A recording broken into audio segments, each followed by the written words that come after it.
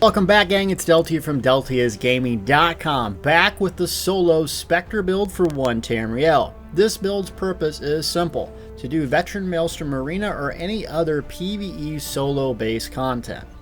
So if you're looking for something that doesn't require a buddy to play and you want some solo PvE advice, this is the build for you. Stay tuned as we cover the solo Specter build, VMA and beyond as a stamina Nightblade in One Tamriel.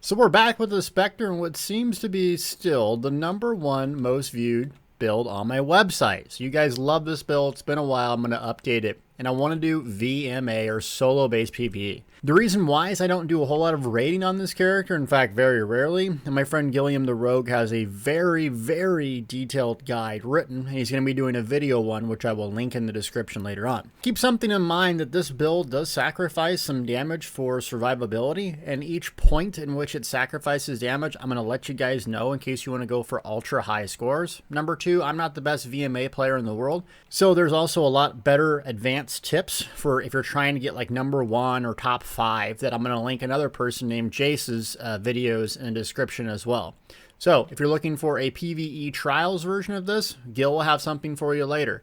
If you're looking for super advanced #1 in the world type stuff, Jace will have a good link for you. But if you're looking for something that can still get 560k scores and above, Flawless Conqueror, don't require to use sigils, this is the build for you. I'm using the exact same gear I use on my Stamina Templar primarily. The reason why, it's very, very effective. I'm on a Khajiit Nightblade, so I sacrifice a lot less health, and I don't have as much stamina, but I have tons of crit. So we're going to take a potion here, a weapon power and crit potion. I'm going to go to my bar on my dual wield, and I'm at 75% crit, almost 3,500 weapon damage, and pretty much no stam recovery. So I do go a little bit heavy into health on this build because I recommend most players do 18k health. That's where you're going to sacrifice some damage. Now you can drop that to 0 in health, 64 in stamina, but you got to realize it's going to be a lot harder to play, but you will do a lot more damage. So if you're going for those ultra high scores, respec out of health. But 18 play is a good place to start. So for the gear, I'm going with Night Mother's Gaze since it's solo. No one else will be applying this debuff. Vicious Ophidian, including my jewelry, 2 body pieces, all divines, Shadow Mundastone, and good old Velodreth. The burst damage is incredible. Now I have tried the Saleen's build, and I've tried the Saleen's 2-piece helm. Let me get it for you here. So when you deal direct melee damage, that's a huge deterrent, and why this set is not very good in VMA is because it's direct melee damage, and that's pretty much just surprise attack most of the time what we're using. Plus, it's one mob, not a bunch of them, and look at the damage differential. Velodreth has a much greater chance to proc, and it's 3 targets, so it's just really not worth using. Let me kill this little turd. Die. So it's just not essentially worth using over something like Velodreth. Krags, I don't think has a very good purpose in VMA, because what you're trying to do is get your portals to pop, get your damage to pop right as the portals show up and just instant nuke someone. And if you can do that, it's great. Plus, just the proc chance being at 15% direct damage, it's just not procking enough to make it useful. So I recommend using Velodreth over Saleen's. It's really a big difference. Some other options in gear, like I have stated before, my Templar build, but I'm just going to say it again. Twiceborn Star, 5 pieces on the body. So basically, this is the combo that I use primarily most of the time until I got my Vicious Ophidian gear. The nice thing about Twiceborn Star, it has really good damage, not as good as Night Mother's Gaze, but you're going to get more health. So that's really, really nice for a Khajiit, the race that I am, because I have no bonus to health, and I'm using all medium because I want the extra crit. So if you're new and you don't have the Trials gear, do Twiceborn Star. It's a big, big improvement. Then you can do a 2-piece helm here, Velodreth, even Scoria, something like that. But if you don't want to go with the 2-piece combo, then you just go 5 pieces on your body, Twiceborn Star. Head, shoulders, Night Mother's Gaze, and then weapons, Night Mother's Gaze. And that's basically what I use until I got my Maelstrom daggers, until I got my Vicious Ophidian, until I got all that sort of stuff. Does it have to be gold? No, but gold does make a difference. So realize that I'm not using Vet Maelstrom daggers on this, and you can still get really good scores. You're also going to want the sharpen trait on your weapons. That will outperform precise for most applications, especially solo. Maelstrom bow or your back bar bow, it can really be anything. Precise is advantageous in my opinion. And then I go all weapon damage here if you have Vicious Ophidian. Now, if you don't have Vicious Ophidian, you're not going to have the regen and sustain that you would normally. So you're going to need at least one stam recovery glyph on your jewelry, which will lower your damage. But if you run out of juice, you're just not going to kill anything. So in summary, 5 and 5 Night Mother's Gaze, Vicious Ophidian, 2 Velodreth is optimal. 5 Twiceborn Star, 4 Night Mother's Gaze, and then 3 Agility here is also a decent way to go, or even Endurance if you can, and 4 Agilities. Remember, that's what I used until I got this big new shiny gear. Main skills and some things you can swap in and out for more or less DPS and more survivability. So really what I like to do in VMA is burst damage on boss rounds or mobs that have more HP than the basic standard 40k or so. So what you're trying to do is remember the portals, and I'm not perfect. I don't know all of them where they are. So if you go here and we look at this mob has 41k health, okay? And that's going to be something similar to what you're going to encounter in VMA. The idea that you're trying to do on some of these mobs to speed them up is to keep them stationary and let your dots kill them without actually even attacking them. So for instance, we got 2 guys here, right? So if I just get this guy, I put a trap beast down, which has an immobilization, and I put endless hail, just watch what happens.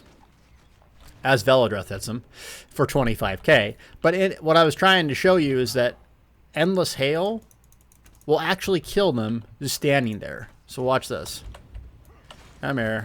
Trap beast, fires, endless hail, and Velodreth hits another one. See, it procs a lot.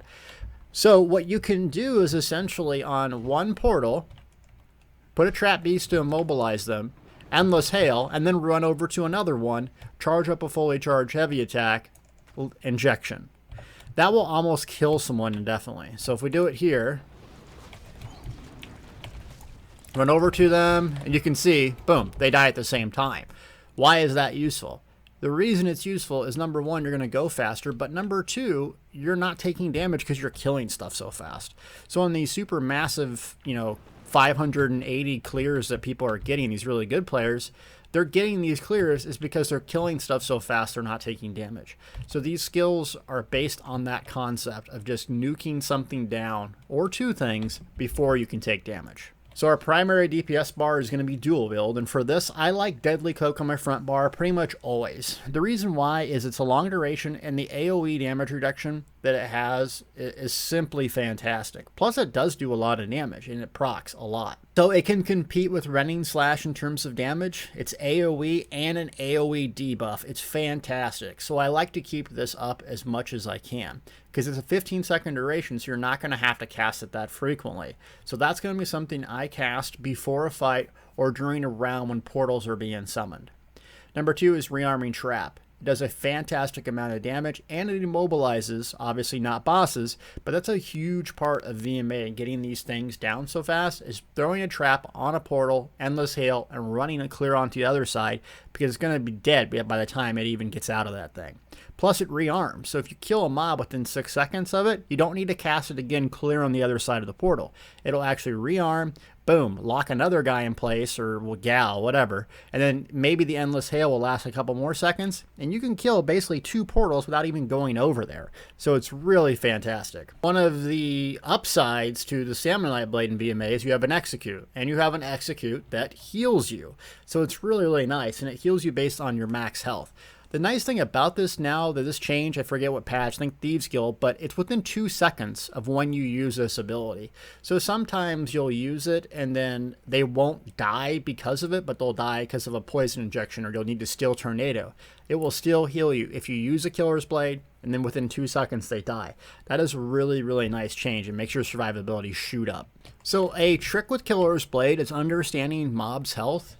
And what you're going to try to do with this is basically when you're closing the distance to something, you're going to usually do a poison injection, and then I charge up a fully charged heavy attack. So those fully charged heavy attacks can do about 17, even 20,000 if they both crit at the same time. Plus your poison injection is going to tick very, very rapidly. So what I'm getting at here is you can literally do a poison injection, fully charge heavy into a killer's blade, and save time. So let's see what this looks like. See? So not only did I get healed for a monster amount, Veloda's procced, but you instant nuke one target with the little combo there, and you didn't take a whole lot of stamina to do it. Because fully charged heavy attacks give you back that massive amount of stamina too. You can see how hard they hit. So when you're doing this, as I killer's blade him, understanding how low the mob's health is can really make you get big improvements in VMA. So just again, let's try it again. Light attack, fully charged heavy, killer's blade. Instant nuked. The mob had zero chance to even attack me, plus I got healed for 7,000. That's how you use killer's blade on these little mobs appropriately. On big mobs or bosses, 25% health, it makes sense to keep up your poison injection and then just sit there and spam that sucker till they're dead. Okay, so the bread and butter of this build, and remember this is for VMA, this is not for trials. I'm going to show you kind of a big difference that you can make if you want some more healing, but it's surprise attack. Surprise attack is awesome because it's instance and it applies major fracture. So you don't have any tanks there applying pierced armor, so you're not getting this debuff. So this will actually increase your damage significantly, as well as being your primary physical damage ability. Another added benefit of it is you get your physical and spell resistance up every time you use this for 4 seconds. So it makes you tanky, hits really hard, and it applies a debuff. It's fantastic for VMA, but it doesn't heal you. So primarily we're going to use this as our setup tool or our single target nuke ability. Now, for those of you out there that are struggling with VMA, there's something that you can use which is different. So Flurry here, and regardless if you have VMA daggers or not, basically you have rapid strikes with VMA daggers, great for trials. But you have Bloodthirst here, which is really good for VMA. No, it's not going to do as much damage. No, it's not going to be good as surprise attack, but look how much this heals you for. So let's just equip this and see what it looks like. So let's see what Bloodthirst can do. 5.7. 5,700 heals using that channel in 0.6 seconds. So if you're struggling with VMA because you're getting hit, you don't know the mechanics, and you're getting frustrated, swap in Bloodthirst. I'm telling you, it's a much bigger advantage than people think for people that are learning it. Once you start learning the mechanics, learning the portals, where they're spawned, and what to do, bang, you swap in surprise attack, you start clearing things a lot faster. Dual wield Steel Tornado, it's a no-brainer. It's our AoE spammable ability. It gets more effective as they go up. You gotta have AoE for this, for the trash mobs, clearing them out. You're not going to use it single target on boss, but it's fantastic for the radius, the damage, and it acts as an execute. Now you got some interesting choices for ultimates here, and Rend is primarily what I use during bosses fights because it lasts 16 seconds. So ideally, you're going to apply all your buffs, all your debuffs, and then use this on a boss. Typically, those boss fights don't last more than 30 seconds. So if you're going for a full burn, and it's like, let's say, Stage 7, the Argonian, which lasts quite a bit, use this. If you're going for Stage 6, the final boss that lasts for a bit, use this. But you're not always going to use this. Now, let me show you a freakishly cool combo that Gil taught me. So a lot of Nightblades, Deathstroke, will morph into Incap. Makes sense, right? Disease damage. Okay, hits harder. That's great. But this sucker is where it's at. Soul Harvest. Why? When slotted, anytime you kill an enemy, you gain 7 ultimate. So what you do here is you slot this on your dual bar. Now stick with me. It doesn't make sense yet. And then your bow bar, like my Stamplar video, we got Dawnbreaker of Smiting. Why are you using that? Well, primarily because it does its damage over a shorter duration. It can instant nuke things. So if we take these spiders here and we use Dawnbreaker of Smiting on our bow, and we bar swap. See how that guy died and I instantly got that ultimate? That's the trick to using this. So you can have Soul Harvest on your front bar, and when you're killing things, you Dawnbreaker of Smiting and you bar swap so fast that they die on your Soul Harvest bar. I'm telling you right now, you generate more ultimate than you know what to do with, and you'll have Dawnbreaker up left, right, and center, especially because of the Catalyst passive. Using potions gains you ultimate. So ideally, you're going to ultimate, bar swap, potion, boom. Dawnbreaker Smiting is almost always up. The downside is, though, you don't have the monster heals that Ren provides.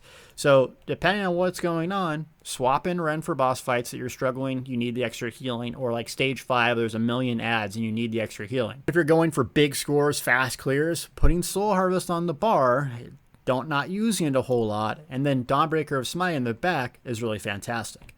Another trick with it is, use Dawnbreaker Smiting on a boss, let's say an Undead and Daedra, let's say round 6.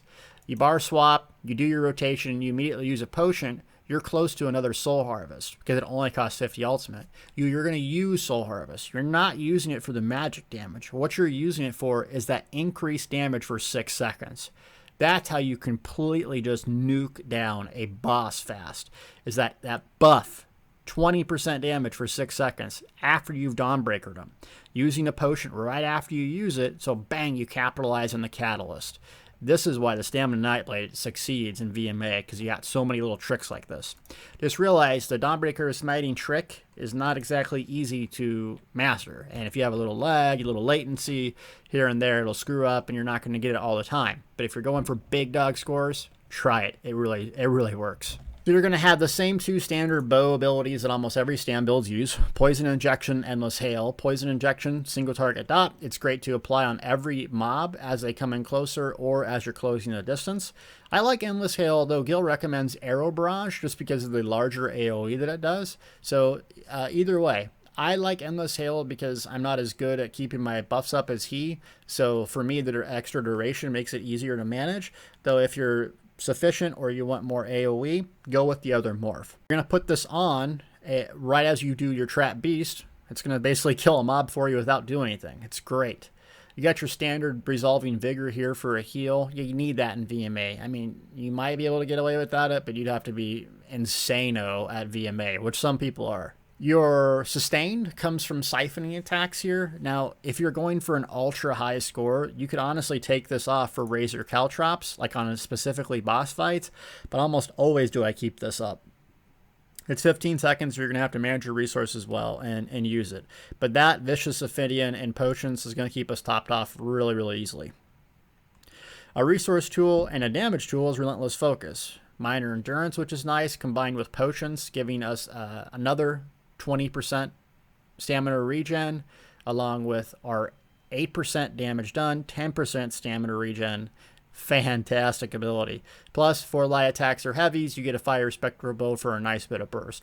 This ability, I am not good at using because it's on my back bar. So if you want to be better at using it, put on your front bar, or when you hear the sound, that's your cue if you don't have the nice fancy little buffs like I do that you need to shoot this thing off. This is something I really need to improve on. So when you see the video of the full VMA run, just realize it's my weakness on a Nightblade. So listen to the sound. Or not. Boom, that's the sound. Hit it. So a 12.5k non-crit. The thing is nice, so you're going to apply your burst around that. So if you get this thing, remember that you have the entire duration to fire it. And why is that important? Because you don't want to fire on a mob that's going to die to your poison injection anyways. So I can fire it for the next 10 seconds if I want. Portal just spawns now. Then you fire it. So just remember that you control when you fire it. If you fire the thing, I don't always recast it as long as the buff's up. So the 8% damage is really why we maintain this, and you're going to use the burst from the Spectral Bow on like a fresh mob. Don't do it on something that's about to die to poison injection, or it's a waste of DPS. Okay, lastly is Dawnbreaker Smiting. Still love this for VMA. It's a conal. Physical damage, hits undead and Daedra harder, but more damage, and people don't agree with me, but Shooting Star will actually outperform this pound for pound on non-Daedra targets not using Veteran Maelstrom Arena daggers. Costs a lot more, does flame damage, and it doesn't seem that good, but it does a whole lot of damage over time. Plus it grants you ultimate, Soul Harvest, so you can hit Shooting Star, Potion, and immediately have a Soul Harvest up to basically boss burn. So it's kind of hard swapping these abilities in and out during combat, but if you're going for ultra fast clears, the Shooting Star is your best bet on boss fights. Okay, so since we have the skills now, we're going to talk about rotation and kind of what I do. I think the most important part of VMA that people don't understand for me is the fight happens when the fight's not happening. I know that doesn't make sense, but what I'm trying to tell you is when things like are respawning and the portals are summoning, that is your opportunity to get all your buffs up, because you're going to want to basically have 15 to 20 seconds of just pure damage, and then recast your buffs for that about 4 seconds when the portals are spawning. Go on a damage spree, same sort of thing. That's how you optimize it. So don't be standing around when the portals are going on. So ideally what I do during my bust phase, obviously I'm going to use a potion. Sometimes I hold off for very specific situations, but I'm going to use Relentless, Siphoning attacks. I usually shoot my Endless Hail on a portal as it's being summoned. I come up to the portal and cast Deadly Cloak. Bang. Now, once this is, usually the portal's just about to spawn at that point, I turn around and run to the opposite side. If you have extra stamina, you can dodge roll and get the major sprint speed as well. And then, as soon as I come in range of the target and it's just about to spawn, I try to charge up my bow. As soon as it appears, Poison Injection. Charge up a heavy, Killer's Blade. Now, at that point, you've killed probably 2 mobs instantly. Usually there's one like overcoming over here or clear on the other side, depending on what stage you are. And then you can do the same sort of thing. Charge up a fully charge heavy and an injection. So just watch what this does.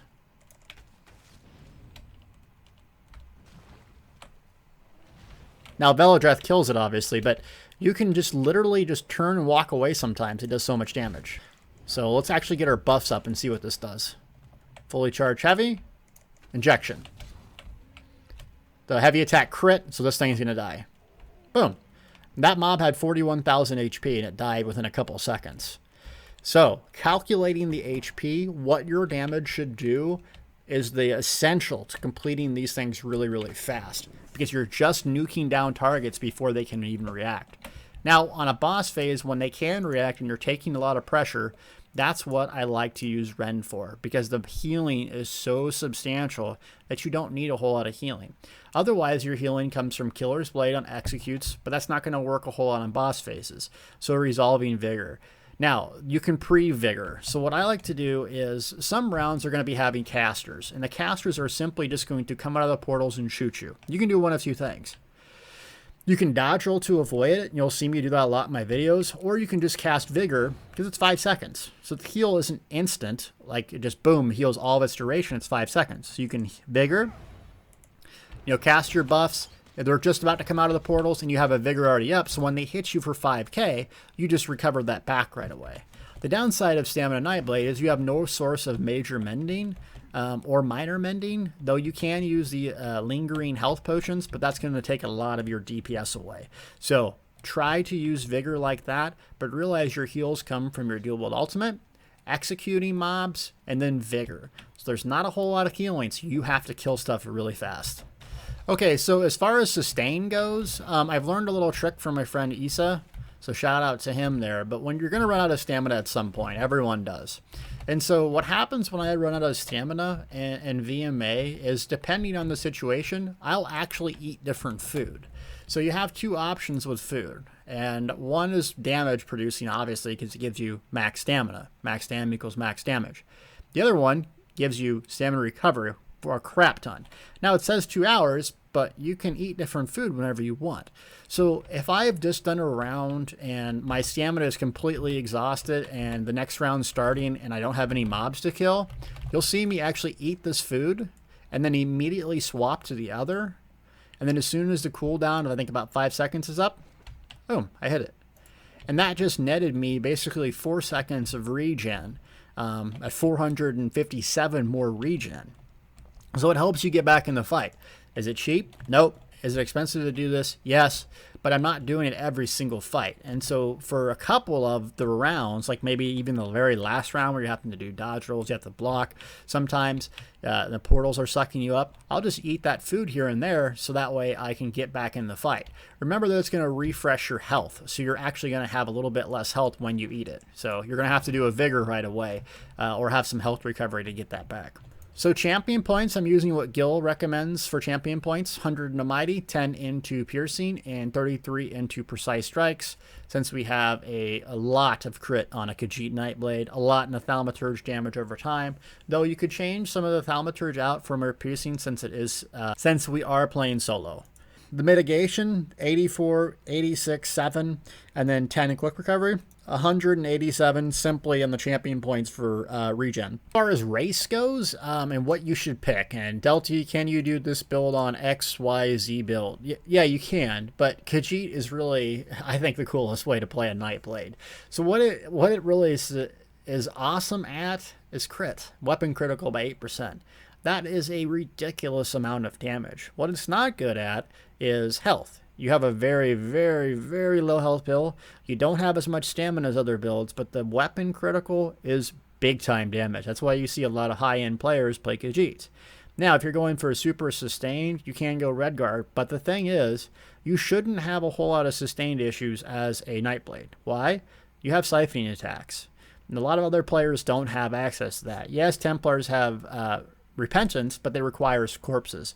So if you're maintaining your discipline using potions, siphoning attacks, you shouldn't have a whole lot of issues with stamina. So in a nutshell, I really recommend Khajiit, but you can do this build on anything, even Argonian if you want. Just realize it's not going to be as optimal. A couple other things, you're going to be needing to use high-end potions because we don't have a source of major brutality, and we don't have any crit on our bars, so you're going to need to use these weapon power potions. With that being said, you really need to focus on medicinal use passive. Reason why, 45-second cooldown on potions. With this passive, your potions last 47 seconds. So you can actually overlap your buffs and basically have major brutality up 100% of the time. No, it doesn't stack, but you can still have that buff up. Very, very important. In terms of the passives that you want, people always get all of your class passives. There's no disincentive not to. You're going to get all the dual wield passives. You're going to get the bow, all medium armor, and a lot of people go 5-1-1 on medium armor. I think that's a mistake for PvE purposes. The reason why is you go to the crit here, increases your crit based on the number of pieces you wear. Light armor, you get crit based on how 5 only. So if you wear a 6 or 7, there's no incentive to wear any more. Not the same with stamina builds. You get more based on above 5. So for me, it makes sense when you're playing against mobs that can't resist critical hit to do 7 medium. Plus you have more stamina, reduced costs, etc. You're going to go into the Fighters Guild, grab all these things, even in Intimidating Presence, because it also reduces cost of Fighters Guild abilities, rearming Trap, so that's important. If you're doing the Meteor on your back bar, you're going to need Might of the Guild and Everlasting Mage. Undaunted, you're going to take both of these once you get that leveled up. You don't really need any Alliance support and Racial. Now, after this video, I will be uploading a full narrated run of Veteran Maelstrom Arena, but just so you can get some of the gameplay in here. So let me show you what I'm talking about with the portals. So I played it down, Trap Beast, and I just dodge roll here, and heavy attack, dead. And look, dead, instantly. See? Same exact thing. Heavy attack, dead. And that guy's a melee, so he's a little bit heavier. So now you're going to have a little boss round here. Heavy attack. I Dawnbreaker is smiting him. Bar swap. Injection this guy. He's low. Come back middle. I don't even really need to take the time to heal because I can do that after the round's over. Now you can memorize the optimal spots to go and like the kill order is what they call it. I'm not good at that, so I just kill stuff. So heavy attack. Dead. And they're both dead. Charge up a fully charged heavy so I can just insta-nuke one of them. Dawnbreaker is smiting, bar swap, and this guy's still in the trap, dead. Put that down, use my potions. I get him about 50%, so the poison injection starts ticking, heavy attack, dead. So, and obviously this is looking easy, it's the very first round, but all this can be pretty easy if you practice it like this, and there's some really talented players that can make all these rounds look this easy. So now this melee guy is going to get close. I'm going to dodge roll that laser attack. Killer's Blade to get health back. I'm going to reapply my trap. Get my Deadly Cloak up. I'm going to do a heal here just because there is a melee guy.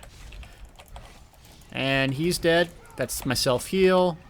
Reapply that. That's the big old heavy mob down there, so I'm going to bring him right to here. Use my potion. I'm going to spin to win while they're in range. He's at low, so I'm going to get my healing with Killer's Blade. Okay, so boss round here. Let's see if we can't burn him real fast. So it's all about the buffs here. Deadly Cloak up. I'm a fully charged heavy. Dawnbreaker bar swap. Watch this. Dawnbreaker bar swap. And then I'm going to go into my little spam here.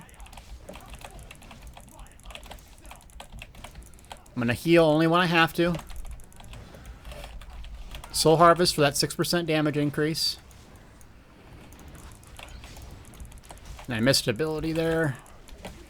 20%. So I'm going to hold block so I don't die. And dead. And usually I can get about 35 to 40k damage there, so that kind of sucked. But I did kill him without any healing. So if you want to use running slashes because you kind of don't know what to do and you're not used to it, you can do that. But usually I get about 35 to 40k there, depending on my buff and rotation. So that obviously sucked. But that's kind of in a nutshell, how to play this build.